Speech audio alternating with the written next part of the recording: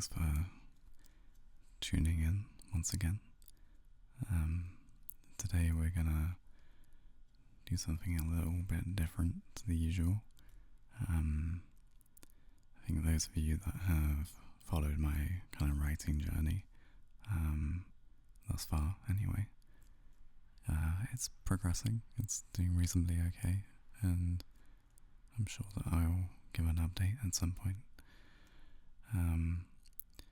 I guess a couple of things. So I wanted to maybe try and be a bit more ASMR-y, I guess. I had a couple of comments that said, if you slow your voice down a bit and if you,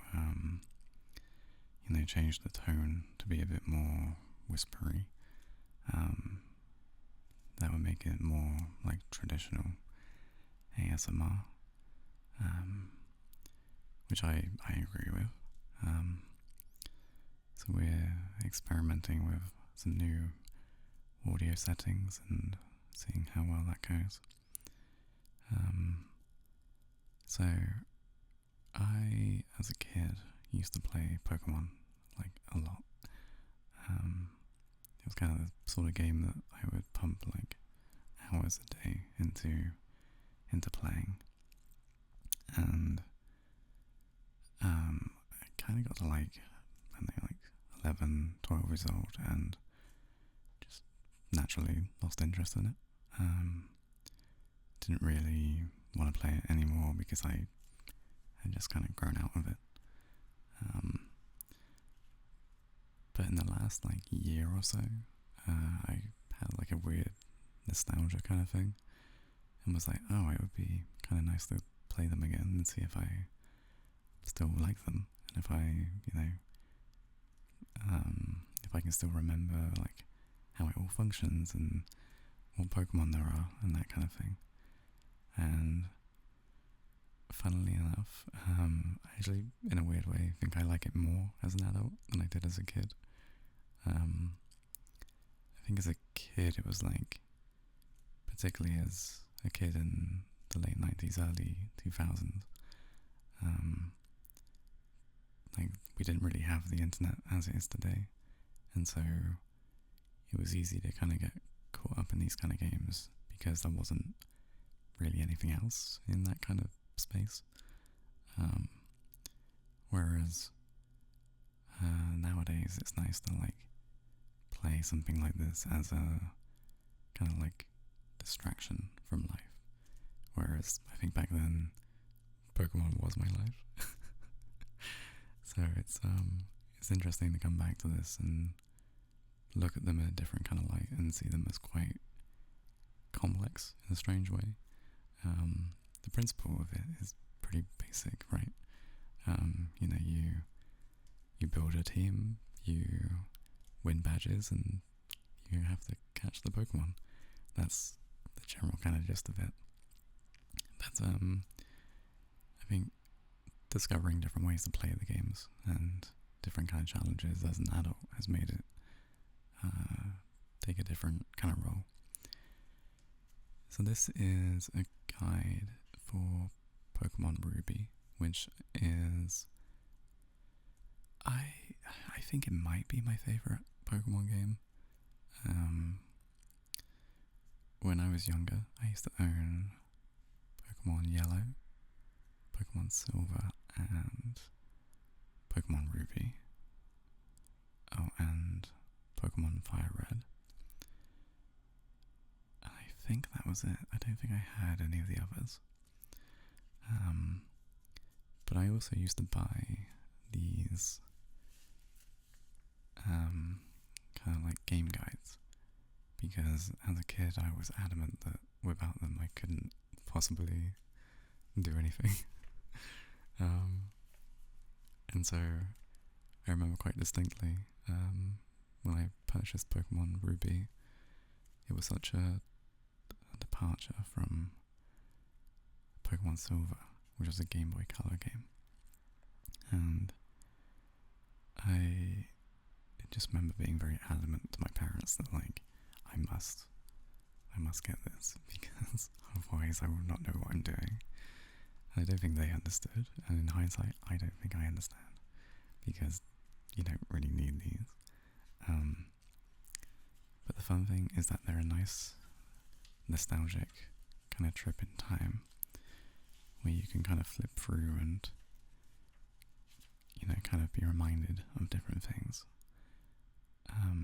I haven't played Ruby properly in maybe 20 years, I guess. It would have been 2003-ish, 2004 maybe, kind of around then, which is quite nauseating to think about. But let's have a flip through. So, with all Pokemon games, they have two variants. They have, for this, they have Ruby and they have Sapphire. And the Pokemon you catch varies between the two games. In Ruby, you can catch the legendary Pokemon Groudon. And then I'm never sure how to say this. I think it's Kyogre. But somebody might correct me. So they're kind of like the mascot for their respective versions. So that's just the table of contents. What's new in Ruby and Sapphire? It was a big departure from Pokemon Silver and Gold, which were Game Boy Color games, and they had a different vibe. Like graphically, they looked quite different, and the music was different, and just the aesthetic was quite different. And not in a good or a bad way, it was just different. And so Ruby and Sapphire looked a lot cleaner, like the way they're presented still holds up very well. Whereas Silver and Gold, they don't look dated, but they have that kind of vibe of an old kind of retro kind of game. So the big thing is that every new Pokemon game introduces new Pokemon. And so when they released designs of the ones that would be in Ruby and Sapphire, that was very internet breaking. People were very excited and just couldn't believe that we were getting more, really. So the game before this would have been set in Johto, and this one is set in Hoenn, which is a new area. As it says there, it introduced 2-on-2 battles. So in the traditional games, they would have one Pokemon versus one Pokemon, and in this one they introduced a 2-on-2 system, where you would have to fight two at the same time. And I like it a lot. I think it adds a different dynamic. You can end up kind of creating interesting combinations of teams that rely upon that kind of 2-on-2 system. And then, same as usual, the fundamentals are catching, trading, and raising, along with evolving. The abilities thing is, I think it was a new thing. They introduced kind of abilities that would dictate how a Pokemon would behave in combat. So certain Pokemon have an Intimidate ability, which when they're sent out, would basically lower the attack stat of the other Pokemon, and so on like that. And that was a new thing that was introduced.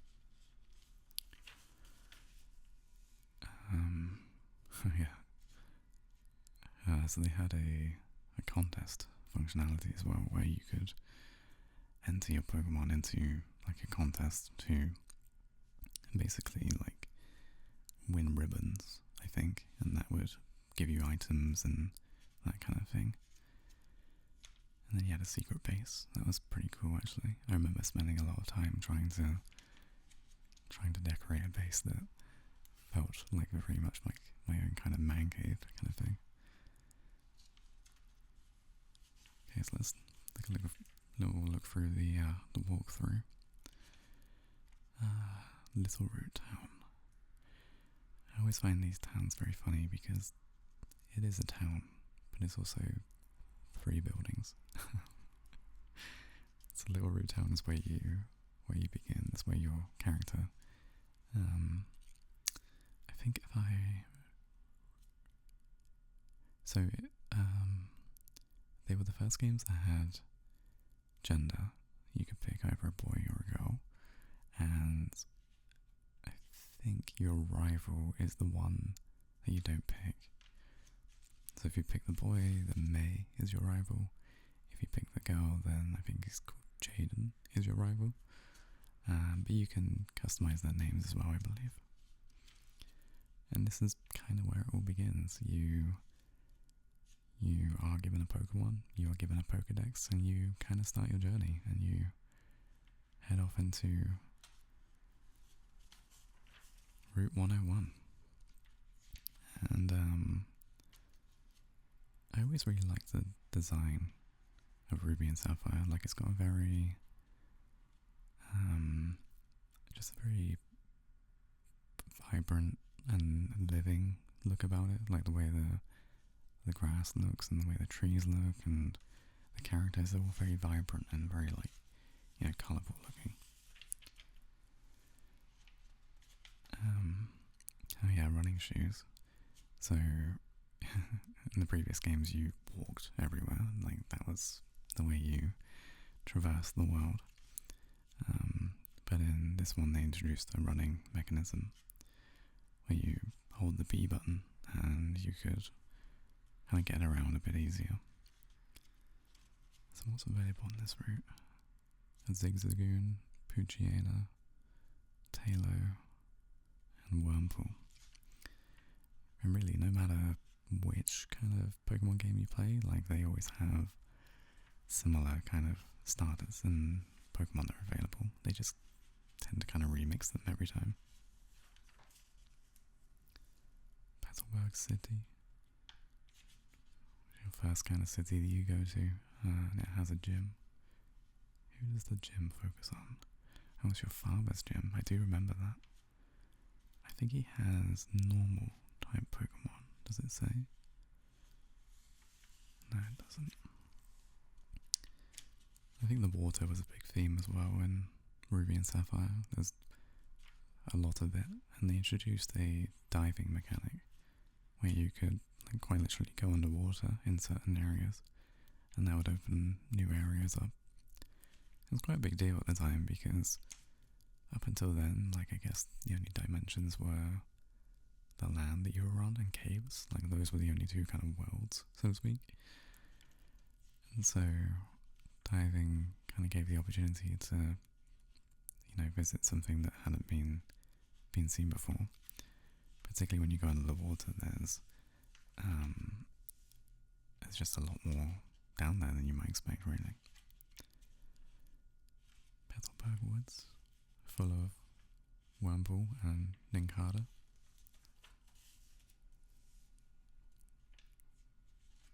Route 104. And then I think Rustboro City is the main city in the game. And again, it's always kind of funny when they refer to these buildings as a city because there's not many of them. I think one thing that the game's benefited from is because the Game Boy Advance screen was tiny. It was only a couple inches. And it meant that if you were ever kind of like here, you could only see a few buildings at a time, and so it made the city look quite large. It's quite a clever kind of optical trick. But it's weird looking at it in the guide because you realise how small it actually is. Okay, so there's another gym in Rustboro. It looks like it's rock focused. It says Nose Pass and Geodude. Route 116 with one of my favorite Pokemon routes. Eventually it evolves into a Pokemon called Gardevoir, which is a kind of psychic grass kind of Pokemon, and it's particularly good. I am not a big fan of caves in Pokemon. As soon as there's like a cave involved, I'm like, how quickly can I get through this? Because I just find that they're a bit lifeless. And they tend to be full of Pokemon that I'm not that interested in, like Zubat. Zubat is the bane of my life. Lots of beaches in Hoenn as well, something they didn't have much of in the last game, which is very cool. Slateport, I remember, that's like a kind of port city. I think in building 1, if I remember, there's like a submarine or a ship or something along those lines. And then they introduced this market functionality, which I think kind of perseveres and is still in the other games as well now, where you can get special items like power-ups and vitamins and that kind of thing. The name rater, I don't really recall what the name rater does. How you can rename your Pokemon with him. Okay, very cool. Oh yeah, Route 110. Or 110. There was... I think there's still only one type of bike in this, but if I recall... Oh, I'm trying to think. Was there a bike in Pokemon Silver? Maybe not. Maybe it was the first game with the bike. I'll have to look it up and see if that is the case. But, yeah, that kind of makes me think it might be, because I remember this bike road here, they made a big deal about that, and yeah, interesting.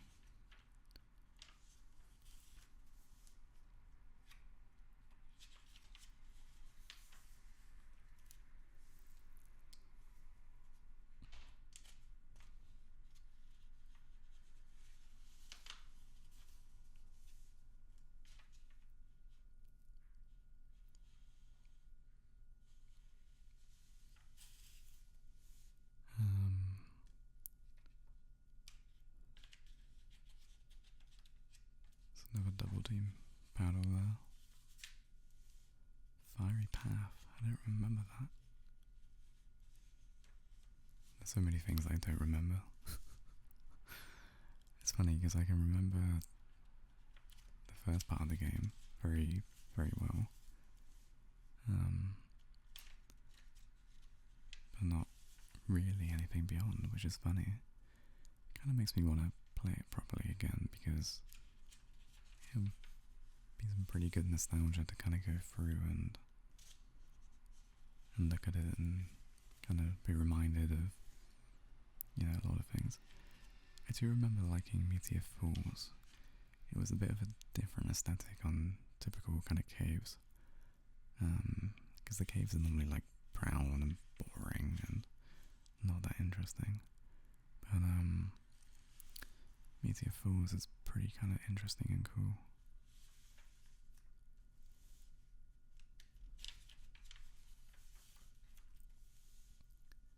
Rustov Tunnel and Vedanta, maybe?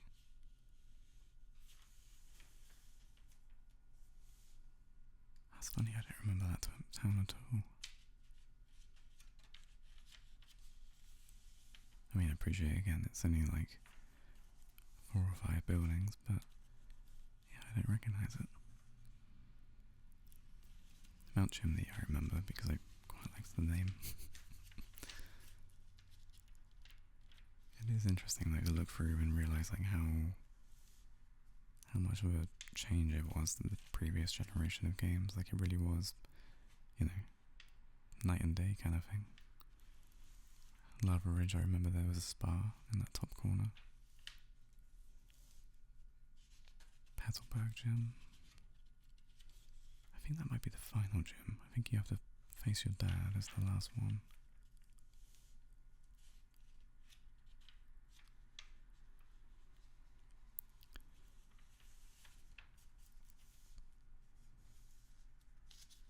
I always really liked the actual designs of the Pokemon too. They were just very well done and very kind of thought through.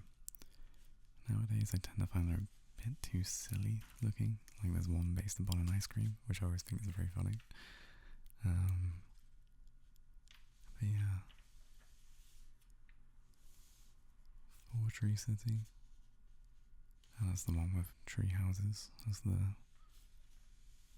kind of backdrop. It's very green and luscious.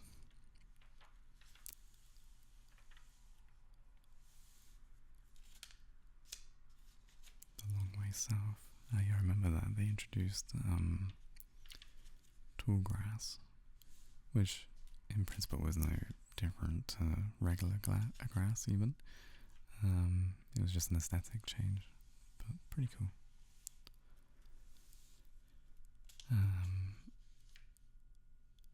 Safari Zone. Yeah, I do remember the Safari Zone. It always kind of felt like a cheat to me though, because it felt like they couldn't fit new places for new Pokemon to show up, and so what they would do is put a bunch of them in this one place where you could catch them in a concentrated area, which I understand. Like particularly with these games, they were very limited in like their storage and their memory, and so they had to come up with pretty unique and clever ways to ensure that all the Pokemon they wanted to put in there were in there. Oh, well, Route 122 looks pretty ominous. Mount Pyre. Oh, I do remember this. There was a tower in Pokemon Silver and Gold. I want to say it's like called the Old Bell Tower or something like that. It's like a burned down kind of tower, and it has loads of ghost Pokemon in it. I think Mount Pyre was a similar kind of concept. It's like the idea of where there's a graveyard there, basically.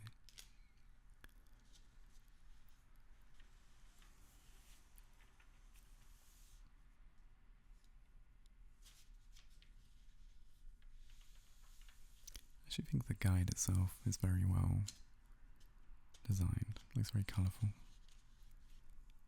Lily Cove City and Slayport City.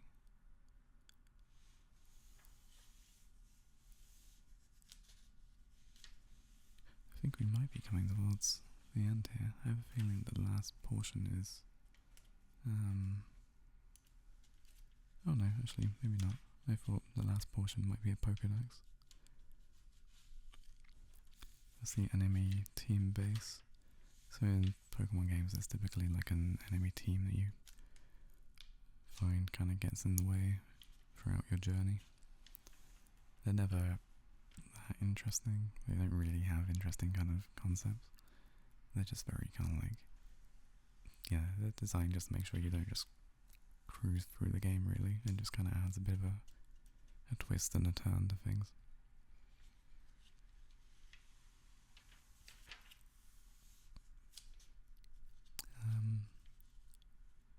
I don't recognise that at all. Moss Deep Gym. It is funny how I recognise certain things and then other things are completely alien.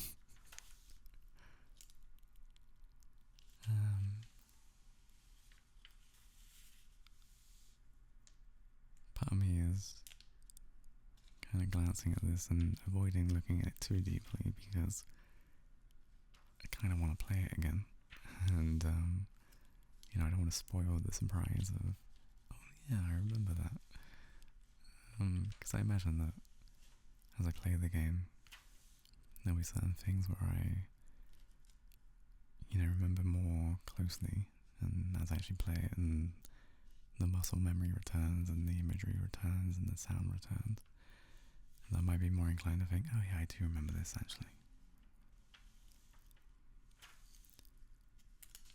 Metropolis City. I do remember that one. I think it was like a city on limestone or something. Hence the whitish rock kind of colouring. And then that's the final gem, which I think is Wallace. Is that correct? Yeah, Wallace. And River Ground, which I think is the... Yeah, so it leads you onto Victory Road, which is the road you take that takes you to the Pokemon League building, basically.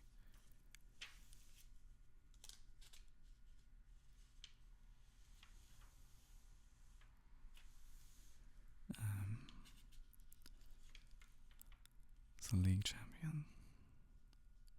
Is this all of them? Okay, yes, that's all of the Elite Four.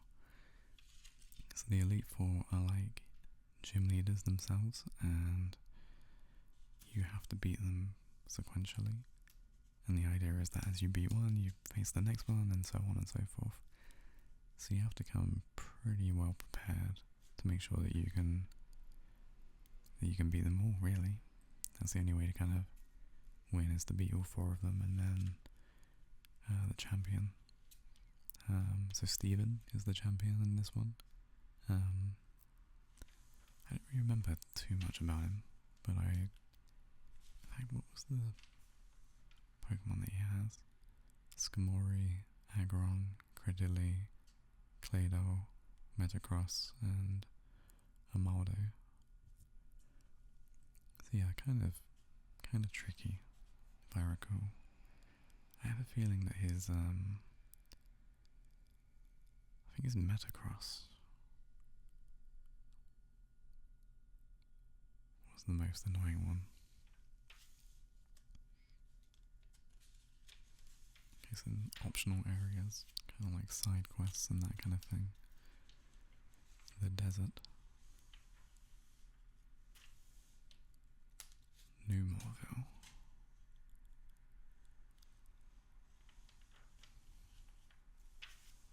So there's lots of water routes, which really was different to the first game. There was water in Silver and Gold. I think there's water in Red and Blue and Yellow as well, but they really doubled down on it for this game. I can't quite remember what Hoenn is based upon, but it's a Japanese region, if I remember correctly.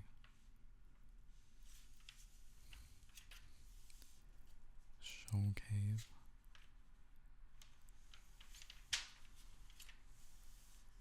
Pacific Log. Oh, that's the, it's a log town. It's where, like, it's literally just on these little rafters. I do remember that.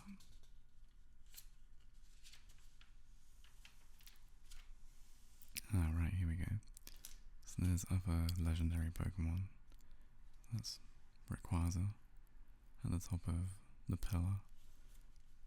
And then there was a series of, I guess, like, pseudo-legendary Pokemon.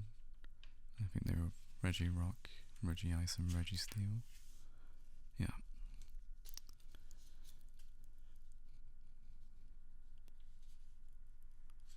The SS Tidal was a cruise ship that you could take to the different islands where you could capture them. The Battle Tower was a new concept as well, I think, where you... Because I think in Gold and Silver, for sure, there wasn't much of a post-game.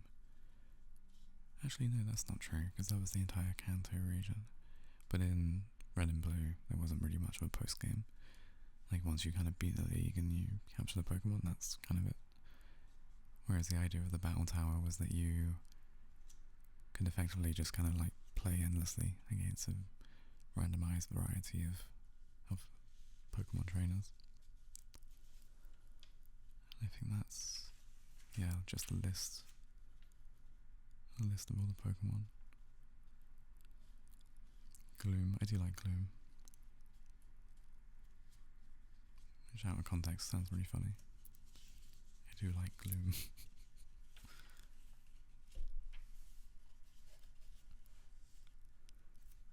introduced different Pokeballs as well. So there was like the netball, the dive ball, the nest ball, the repeat ball, timer, luxury, premier, and the master ball.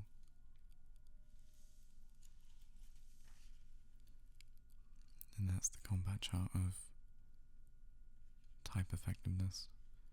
So like fire being good against steel, electric being good against water, grass being good against rock, and that kind of thing. I don't think they introduced any new types in Ruby and Sapphire. Pretty sure Dark and Steel came up in the last 2 games. But yeah, that was very interesting. This definitely makes me want to go and play it again. I assume the back cover is, yeah, Kyogre. The front being Groudon. So I've started kind of collecting these books again just because I used to own them, like I said, as a kid, and it's kind of nice just to pick them back up and go back through them and just kind of be reminded, really, of, my childhood. So I've also got Diamond and Pearl and Black and White, and I did play Diamond and Pearl, but it really was on that cusp of me becoming a teenager, and I was a bit kind of like, I don't really love this. And then Black and White I don't think I ever played. I think my last ones were, Diamond and Pearl. But I'm picking up the guides anyway because it's kind of cool just to look through. So the next one I want to try and get is probably Gold and Silver. Silver was my first Pokemon game, and I loved it a lot. So it'd be nice to try and pick that up. And when I get it, I'll play it back for you, and we can look through. I hope you're doing well, and let me know if the tone of my voice is better for this video. And maybe for the next video we'll go back to regular writing. But anyway, have a nice Sunday, and I will speak to you soon.